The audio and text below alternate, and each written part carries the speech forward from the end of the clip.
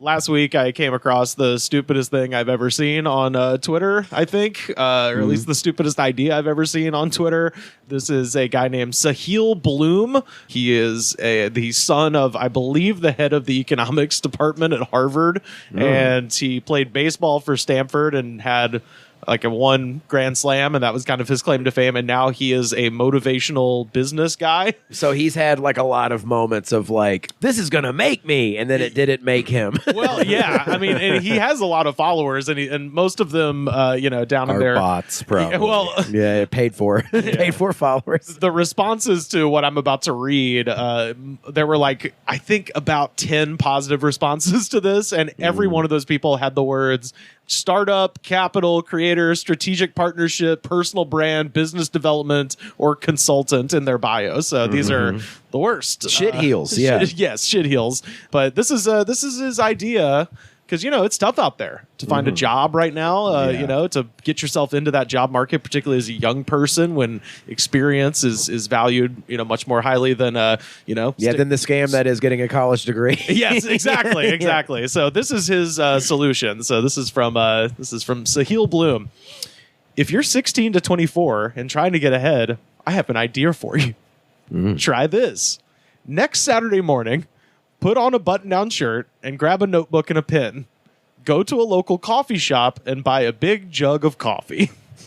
Okay. Take 10 disposable cups and a jug of creamer. Pick a nice neighborhood. Oh, no. Oh, no. Start a lemonade stand with coffee? Pick a nice neighborhood and then head there. Pick a house and ring the doorbell. If someone answers... So selling coffee that's not yours? It's not even that. It's stupider than that. That actually makes sense. Yeah. This is way crazier. So ring the doorbell. If someone answers, say something like this. Good morning. I'm name here. I'm age here, and I'm trying to learn more about different careers. Would you mind if I took 10 minutes of your time over coffee and asked you some questions about where you work? Oh my God. Carter's idea is better. I know. You can at least make some money. You that can at way. least make some money. You can just be like, hey, you want some coffee? It's coffee. It's a coffee delivery service to your house. That's so... I'm an unctuous go-getter. I did not spit in it. Yeah. you can trust me. I'm going to go to that guy's house who lives by himself down the road and be like, hi, mister, want some coffee? I'd love to pick your brain about what makes the world tick. Just come inside. Lock the door. Did anyone follow you? Okay, yeah, I'll tell you everything. He says... This is a horrifying plan. He says cold emails are great, but it's much easier to say no. No, they're not, by the way. No, Cold bothering people who don't know you is a great idea. And also, I like the specificity of pick a nice neighborhood, where they're famously kind to strangers who come knocking. If you've read the Nextdoor app, which is literally, as I've said, my favorite Nextdoor ever, there's a Spanish man in my dumpster. Even beyond like the stranger danger aspect of it. Yes. Like, how fucking annoyed would you be if some kid was like, can you teach me how the job market works? And like, no, where are your parents? It's like, no, Saturday. fuck no. It's Saturday. I'm supposed to be here. Yeah, the ages he put too. 16 years old. Yeah. Yeah. Which, again, that might, in some crazy world, if you're Sahil Bloom and you've never interacted with human beings. Yeah, this also only works if you're a man. And white. Imagine like you're sending a 16-year-old minority into a nice neighborhood doing some weird shit, like just knocking on random fucking doors. How's that going to go for you? It doesn't take much more than the average Karen being like, just calling the cops and be like, I just didn't know what was going on. Motherfucker wouldn't even make it to the door. Yeah. They would see him on the sidewalk and call the Well, yeah, fucking usually cops. in the nicest neighborhoods, you can't even get near the door of the house because there's a huge gate. I mean, a fucking guy in an Amazon Prime delivery truck, people are like, fucking like suspicious housewives would be like, what? I didn't order nothing. Yeah, it's like, I don't know anyone on the street who's ordered anything. Yeah, the people don't order stuff here. Dude, I saw one of those videos. There was some lady, like, she was like, you're getting too many deliveries to this house. And she was just withholding this guy's package. And he's like, it's from my Amazon wish list. Like, Yeah. give me my package. Fuck She's like, off. no, It's my And property. then he goes to like snatch the package, and she like immediately falls on the ground and just starts screaming, "You killed me! You killed me!" So Is it Reno 911? I mean, it's, I was gonna say. it looks like it. Yeah, no. got murdered. This is how pulling a red fox. I'm coming to meet you. yeah. Hold on, Elizabeth. Hold on, Elizabeth. Yeah. But yeah, fucking. I mean, that's a horrible idea. It's also like I like how he's like the self-help guy's like has no concept of like people's privacy Yeah. or like. Oh, so he says, yeah, cold emails are great, but it's much easier to say no or ignore an email than a person.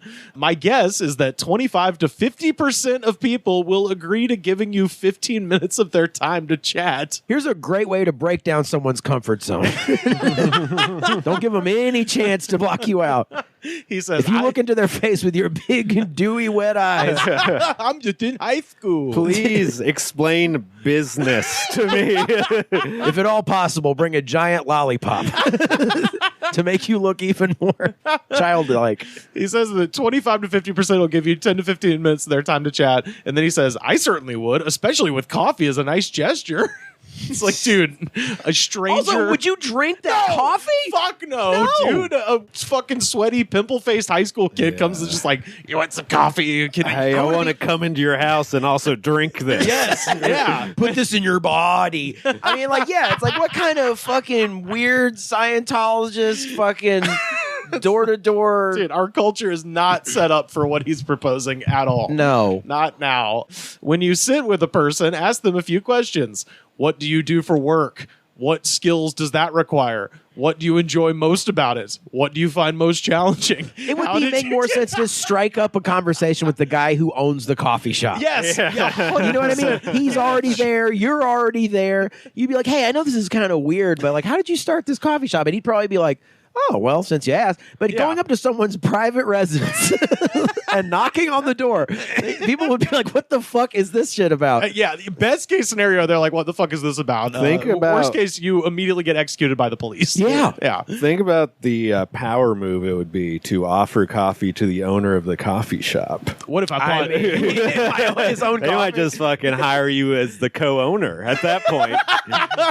Son, I've been working at this coffee shop for 25 years and no one's ever passed my test. Today is the day. I'll tell you what, you got marbles, kid. Selling me my own coffee.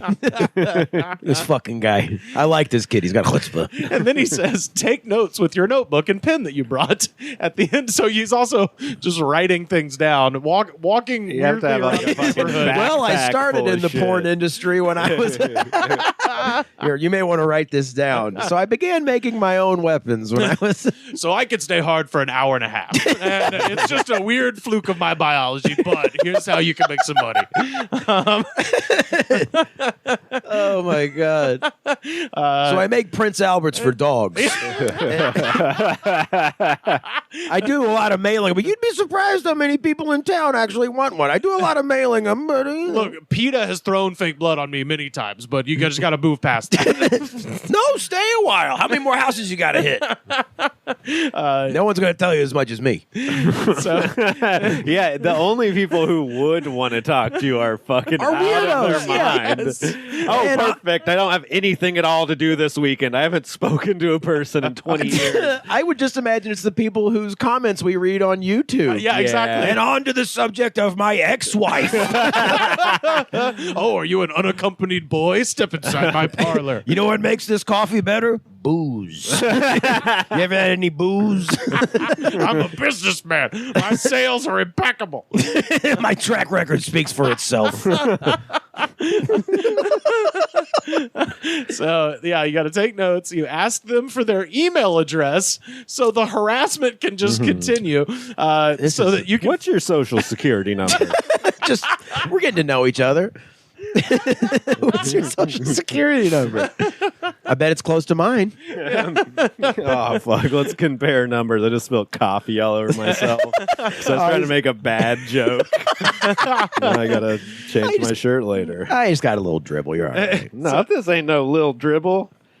It's a big It old looks like somebody shot a fucking roper on my chest. But thankfully, my shirt blocked it. small price to pay for a business opportunity. Yeah. So yeah, you're supposed to email them that evening, and follow up is a short, simple thank you, and you give them one key takeaway that you got from the discussion. How long is this interview supposed to be? First he said 10, and then he said 15. Yeah. He said 10 to 15, and then sort of refers to it in different ways. Here's what I take away from you: that your ex-wife was right to leave you. You seem dangerous and unstable. And write down Rebecca Stevenson is a bitch. If you're writing stuff down, write that down. REBEKA. He says, my guess is that you could have 10 such conversations on a single Saturday morning.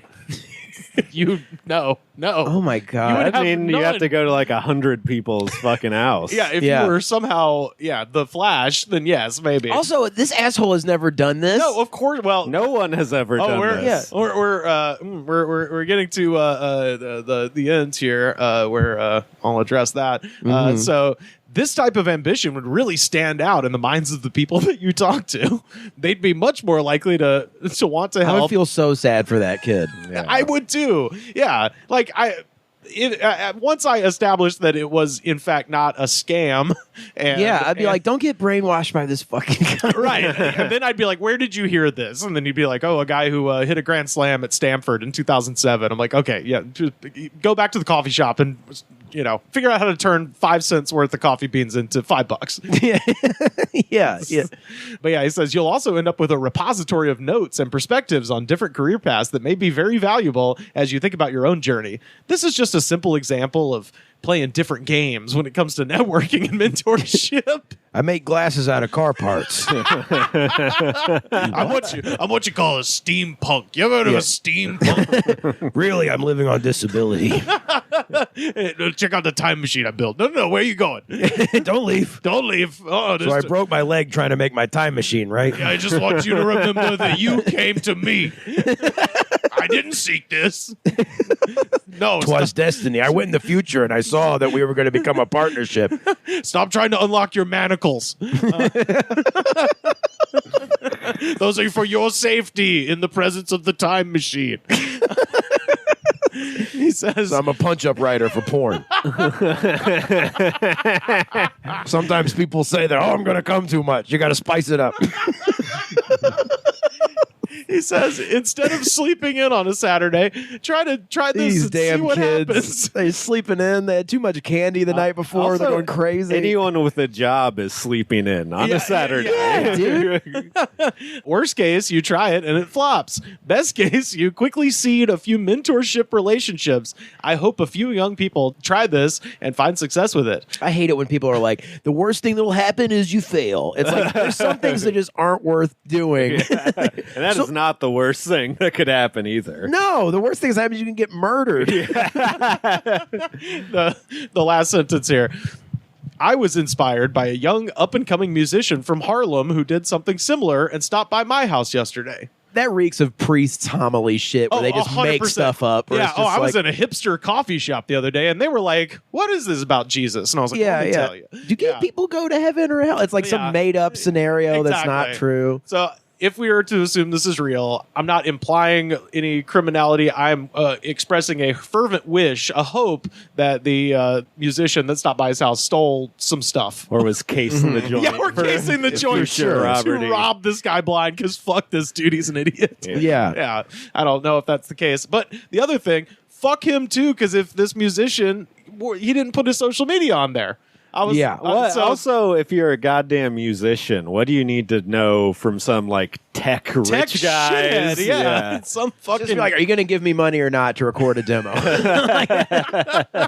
And did the musician have coffee with him? That's He's the other thing. He's Yeah. knocking on doors hoping that some rich guy is going to be like, I used to play bass back in the day. You want to jam? You want to you want to jam? jam on some Isley Brothers tunes? This is just one of those ideas too that comes from like I don't know how old this guy is, but like a boomer thing where they tell kids to go. Kids are lazy. Get a stack of job applications and just go turn them into every place on the block. Dude. I listened to like that shit was drilled into my brain when I was a kid, and I did that when I moved out here and got a million doors slammed in my face because it's stupid. Yeah. Like you should fucking go online and see what's available, or you should talk to the people who you know who have jobs. Or a job that you know you could work and would fit in well. Yeah, a and job have skills that and fits your skills. That's not just be like, yeah, I could work at a kava bar.